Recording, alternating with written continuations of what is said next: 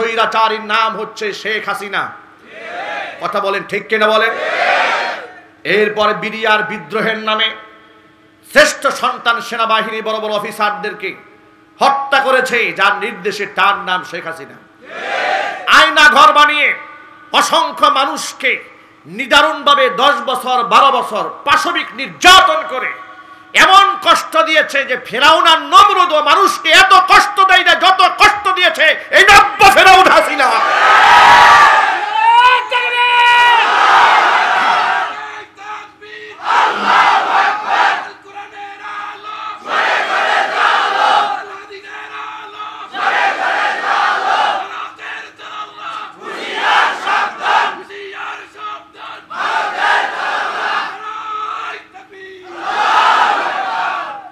ওরা এত কষ্ট দিয়েছে, জাহান্নামের ভেতরে জাহান্নামীকে যে সাজা দেওয়া হবে লা ইয়ামুতু ওয়ালা ইয়াহইয়া, কোরআনের মধ্যে এসেছে, ওরা মরবেও না ওদের বাঁচবেও না। সেই জাহান্নামের শাস্তি শেখ হাসিনার নির্দেশ দিয়ে এ দুনিয়ার অসংখ্য মানুষদেরকে তারা দিয়েছে একমাত্র ক্ষমতাকে কুক্ষিগত করার জন্য। আয়না ঘরের স্রষ্টাই শেখ হাসিনা।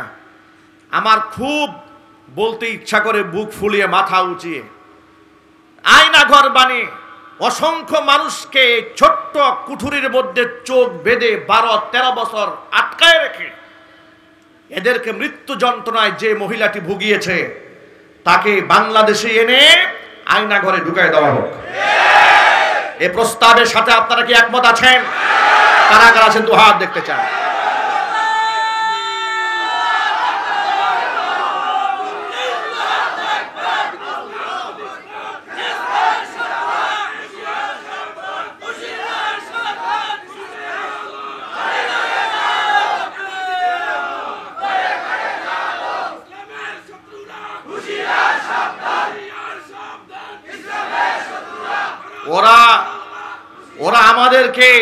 ওরা আমাদেরকে 16টা বছর স্বাধীনভাবে কথা বলতে দেয়নি।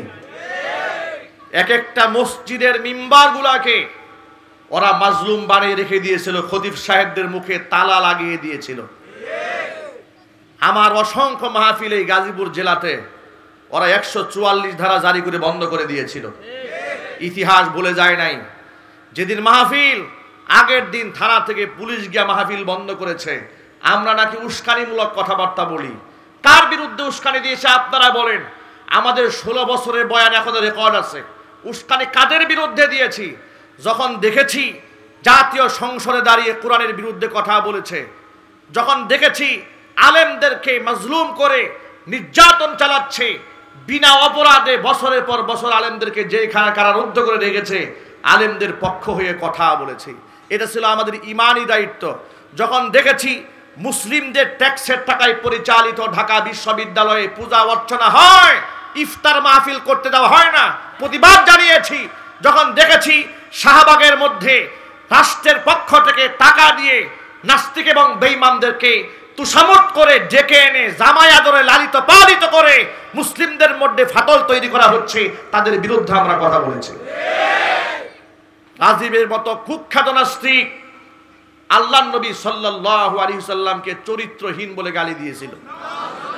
এই কুখ্যাত বদমাশকে দেশের সূর্য সন্তানেরা যখন হত্যা করেছিল, তখন এই শেখ হাসিনার নেতৃত্বে কাফের বেঈমানদেরকে খুশি করার জন্য তাকে দ্বিতীয় মুক্তিযুদ্ধের প্রথম শহীদ হিসেবে জাতীয় সংসদে আখ্যা দেওয়া হয়েছিল। আল্লাহর নবীকে গালি যারা দিয়েছে, তাকে যদি দ্বিতীয় মুক্তিযুদ্ধের শহীদ কেউ বলে, আল্লাহর কসম সে কাফের, মুরতাদ, কোনো সন্দেহ নাই। এই সমস্ত কথা বলার কারণে আমাদেরকে ট্যাগ দিয়েছে মৌলবাদ, ট্যাগ দিয়েছে জঙ্গিবাদ। এই নাটকের অবসান হয়েছে। কিছুদিন আগে গাজীপুরে এক ঊর্ধ্বতন পুলিশ কর্মকর্তা আমাদেরকে বলেছে ডেকে নিয়ে, হুজুর, গোটা বাংলাদেশে যত জঙ্গির ঘটনা দেখেছেন, বিভিন্ন বাড়ি ঘরে হানা দিয়েছে, চতুর্দিক পুলিশ ঘেরাও করে ধরেছে, যত যা দেখেছেন জঙ্গির নামে যা হয়েছে সব নাটক এবং মিথ্যা কথা, সব সাজানো। শুধুমাত্র পশ্চিমাদেরকে তারা দেখিয়েছে আমরা এই দেশে জঙ্গি দমন করি। জঙ্গি দমনের নামে অসংখ্য নিরীহ নিষ্পাপ নিরপরাধ মানুষদেরকে তারা ফাঁসির মঞ্চে মঞ্চায়িত করেছে। কথা বলতে হবে, ঠিক কিনা বলেন? তারা আমাদেরকে জানাজার নামাজের স্বাধীনতা এই অধিকারটুকু তারা আমাদের কাছ থেকে কেড়ে নিয়েছিল। মরহুম দেলওয়ার হোসেন সাইদি রাহিমাহুল্লাহর জানাজার নামাজ ঢাকা শহরে পড়তে দেওয়া হয় নাই। একটু আওয়াজ দিয়ে বলেন ঠিক কিনা বলেন। কি অপরাধ করেছিলেন তিনি? লক্ষ কোটি মানুষ চোখের পানি ছেড়ে তার জন্য কেঁদেছে, জানাজায় শামিল হওয়ার জন্য বুক ফাটা আর্তনাদ করেছে। শত কিলোমিটার পথ লোকেরা গাড়ি দিয়ে সেখানে চলে গেছে। তোমরা কি এ কথা তোমরা ভালো করে দেখতে পাও না?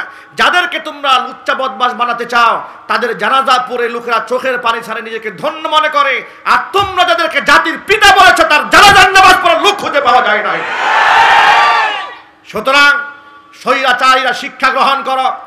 আগামী প্রজন্মকে বলবো, বৈষম্য বিরোধী ছাত্র আন্দোলনে যারা নেতৃত্ব দিয়েছিলেন, আল্লাহর কাছে তাদের জন্য দোয়া করছি।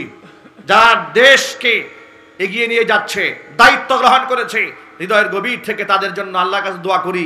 আল্লাহ রাব্বুল আলামিন তাদের নেতৃত্বে একটি সুন্দর সোনার বাংলাদেশ আল্লাহ পাক গড়ার তৌফিক দান করেন।